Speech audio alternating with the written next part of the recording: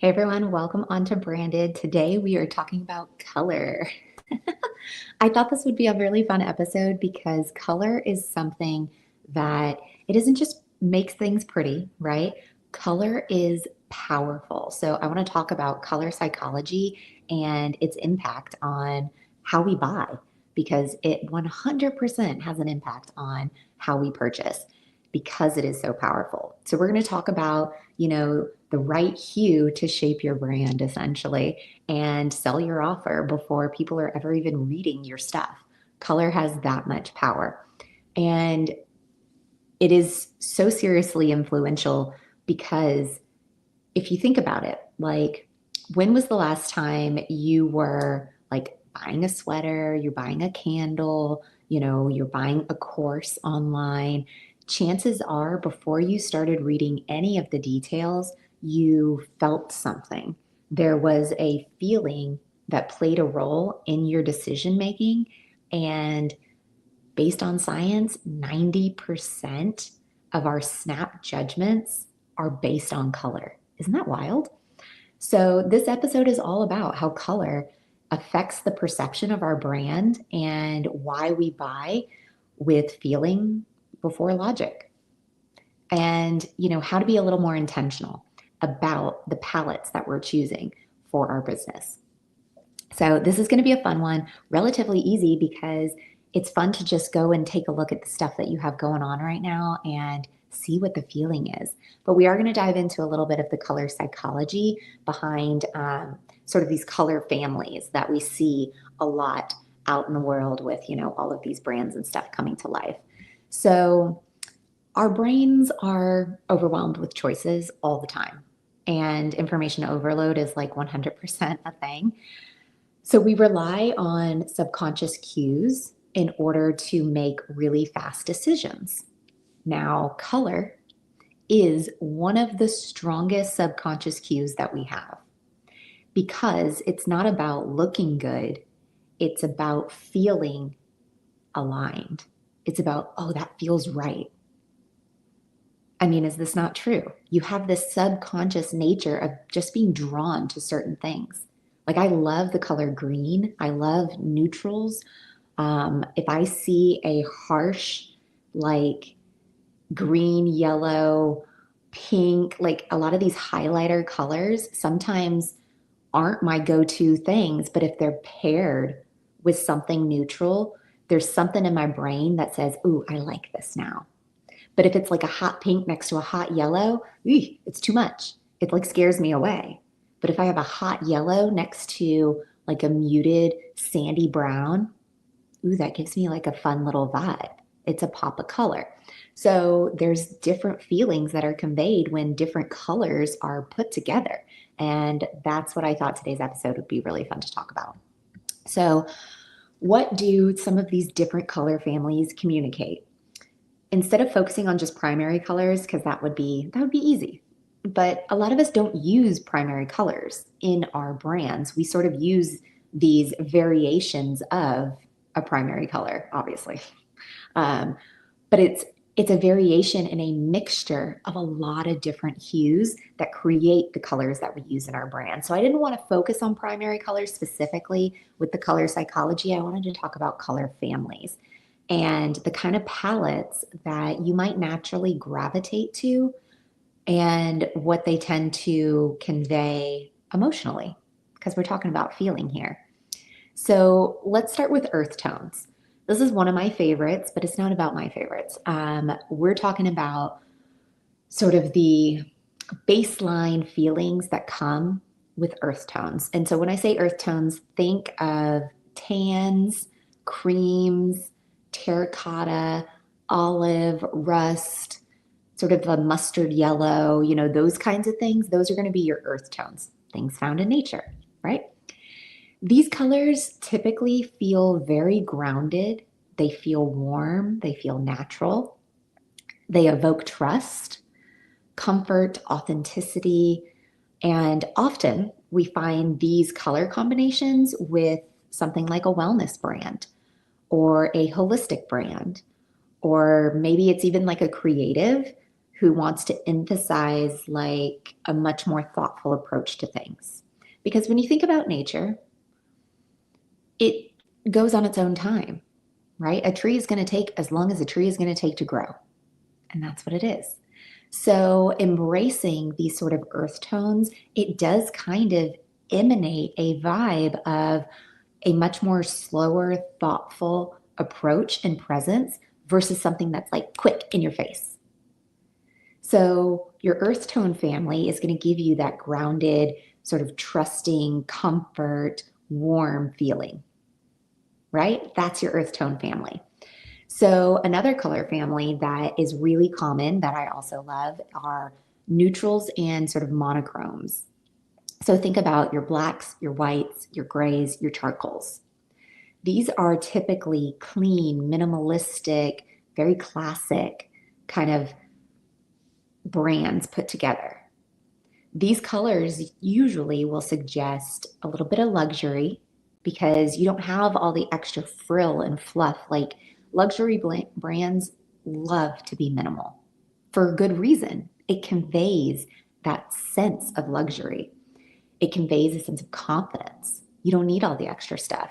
You know exactly what you're looking to achieve and you don't need the extras, right? So you also get a little bit of that sophistication, and a lot of high-end brands tend to lean in this direction, focusing on simplicity and letting their sort of message or product shine through instead of having a bunch of like bells and whistles. So this is your neutral monochrome color family, gives you that sort of classic, sophisticated luxe feel. So far we've gone through the two color families, earth tones and neutrals and monochromes. Are you finding yourself in either of these yet? Okay, maybe not. We're gonna keep going. We got a couple more color families. So next, let's talk about vibrant and bold. So we're thinking hot pinks, cobalt blues, bright orange, lime green. These vibrant, bold colors, these are going to catch the eye and they're going to bring all the energy. It's like a bolt of lightning, right? It's just all the energy. They communicate creativity and just that confidence and that playfulness. Often, these colors are used by coaches that you see out in the online coaching space because it's very attention grabbing. They're used by lifestyle brands also. You could see a lot of like hot pinks, especially if you're looking at like women in fitness. They use a lot of hot pinks and the cobalt blues. Also, you see these colors in gyms, right? You go to like a 24-hour fitness or you go to some other gym, and what are people wearing, right? They're wearing these bright colors. Like there's something very energetic about these bright colors. And so you might see them in a lifestyle brand or an influencer brand, but they're used by people that want to sort of spark motivation and joy and energy. So when you're looking at the color family of your vibrant, bold colors, that's what you're conveying. You're conveying like energetic, bold, motivation, creativity, confidence, playfulness. These are all the things that you're feeling when you're putting out these bold, bold colors. All right, we got a couple more. Soft, muted tones. Soft, muted tones are going to be things like a dusty rose. Maybe it's a sage green or like a powdery blue or a nice soft lavender. These colors can feel very calm and nurturing and inviting. I mean, think of a spa or something. Like you walk into this space and you've got the lavender robes and you've got the soft powdery blue like chaise lounges and you've got the beautiful greenery and soft sage like out of the vases. You know, you get all of these colors when you're inside of a space that's meant to feel calm and nurturing and inviting. And they're often used by brands that offer, you know, guidance, healing, support.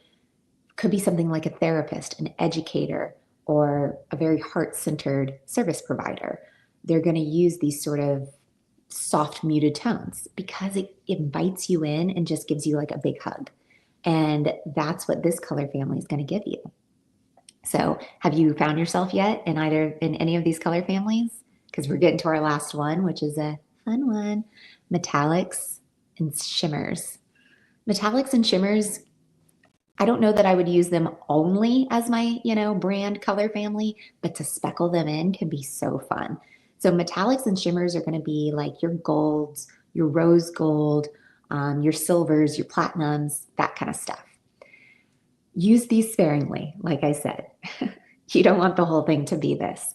Use these sparingly because these are adding a feeling of like, it could be a feeling of elegance. It could be a sense of celebration, could be a sense of sacredness too, right? There's so much spiritualness when it comes to sort of that gold dust. You can convey so much with just a little bit of metallics or a little bit of shimmer on something. These are perfect for accenting brands that want to feel a little elevated or feel a little extra special without being like overwhelmingly, bam, metallic.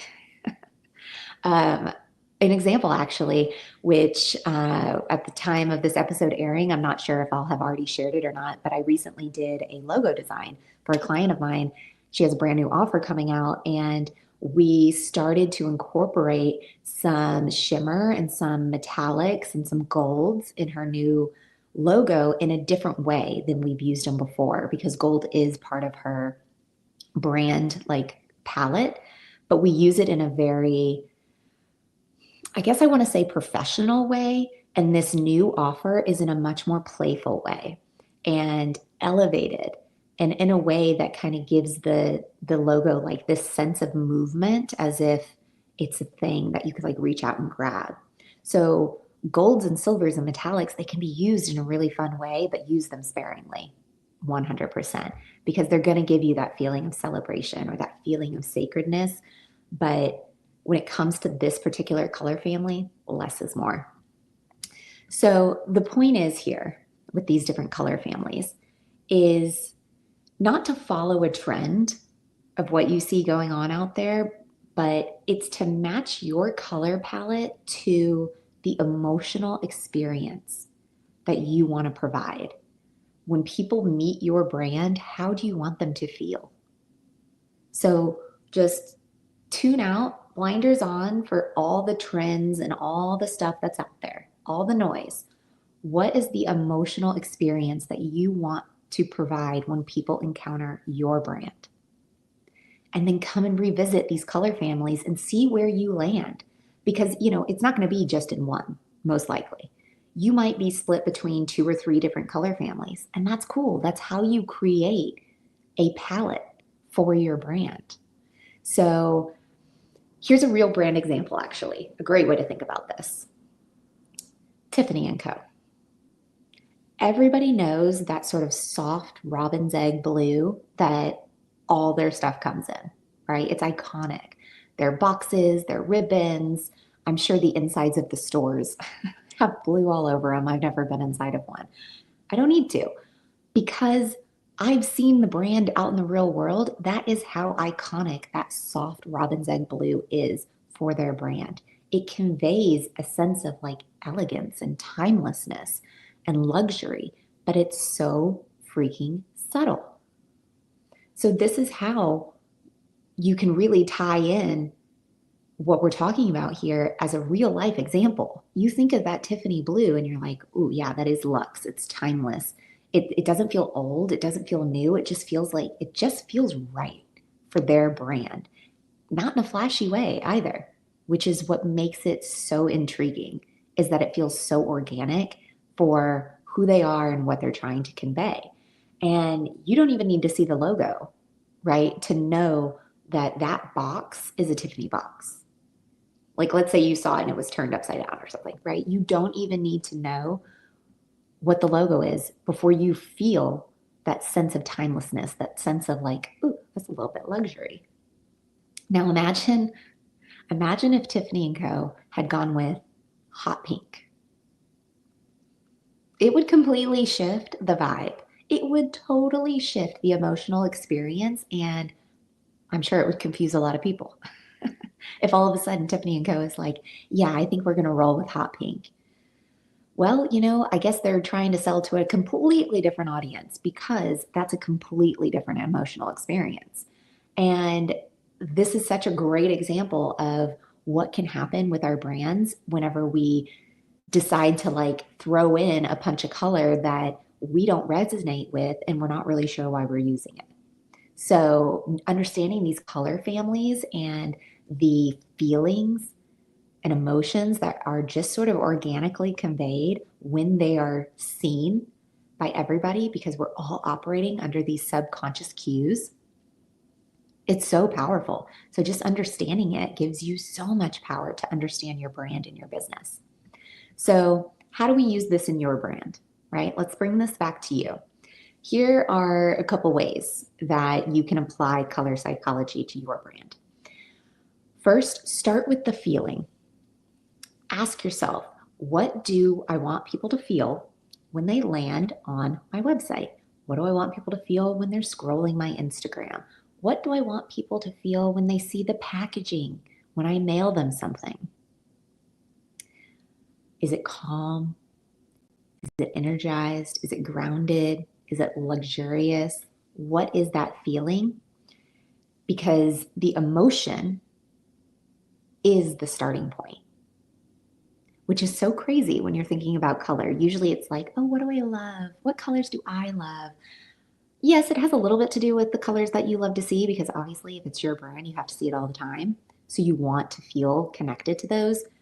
But it really starts with, what emotion do I want to convey immediately? Because that emotion is your starting point. Color is how we translate that emotion that we're feeling visually, right? There's so many things that are difficult for us to put into words that we experience. Color is something that quite literally can convey the emotions that we want to share in a visual form. It's really, really cool. So choose a color family that reflects your brand's energy. Here's a quick little like gut check kind of thing you can do. Are you inviting people to slow down, reflect, or heal? If so, try the earth tone color family, or maybe the soft muted color family. Do you want to be seen as bold, high energy, or motivational?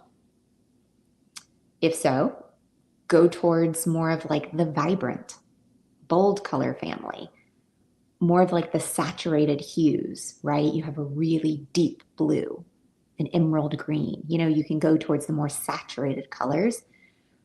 Let's see, if you were wanting to do a more minimal, elegant, upscale kind of brand, lean into the neutrals, the monochrome, the metallics. If you want a more like cozy, familiar, trustworthy kind of vibe, lean towards your warm neutrals or like your natural earth tones. These are going to be more in your lane. And then this isn't about overthinking it. Like I said, this is sort of a gut check reaction. So your gut usually knows what feels right. Oftentimes we don't listen to it. But remember, you're allowed to evolve. You're allowed to change your mind. You're allowed to let your decisions take you from here to here.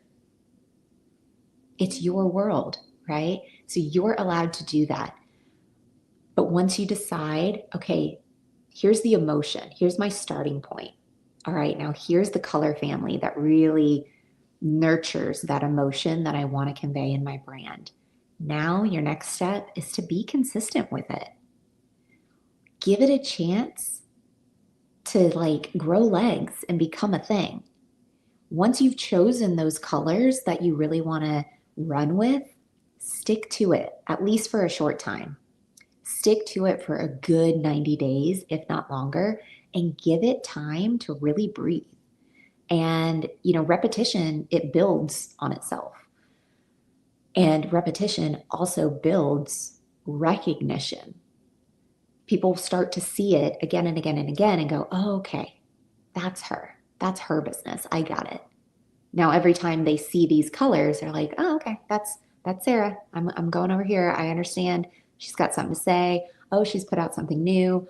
Oh, she launched this, right? So these colors stay the same and you use them in various ways, and not every color has to be, top of the attention. One day you can be running with your tans. The next day, maybe you have a little more of that sort of lime green pop of color that you've got. And the next day you've got your neutrals. So, you're using all of them interchangeably to create something that feels really cohesive and like whole. It's a whole palette. And the consistency that you have, it tells your audience, yeah, I know who I am and you can trust me. That's huge. So consistency isn't just about showing up, it's showing up with intention. So the next time you're designing a sales page or a logo or even just your Instagram post, right? Remember, color is so much more than an aesthetic. It's a strategy. And when you use it really intentionally, your brand, it becomes emotionally magnetic and, of course, memorable. So if this episode spoke to you, if you know somebody who's struggling with like putting together their brand, send this to them, leave a review so other people can see it. Color psychology and the impact of why we buy from it can be such a game changer for your business. And it can be a really fun way to explore your brand and determine, am I really speaking, in that emotional resonance that I really want to have? And maybe these color families help you pinpoint an area of improvement. Maybe these color families we talked about help to confirm exactly what you've been doing. And you're like, hell yes, I got this. So I hope you enjoyed today's episode, and I'll see you next week for a brand new one. Bye, guys. Thank you so much for listening to Branded, the podcast. Please rate and review. And for more information, visit socialjanemedia.com. I'll see you soon.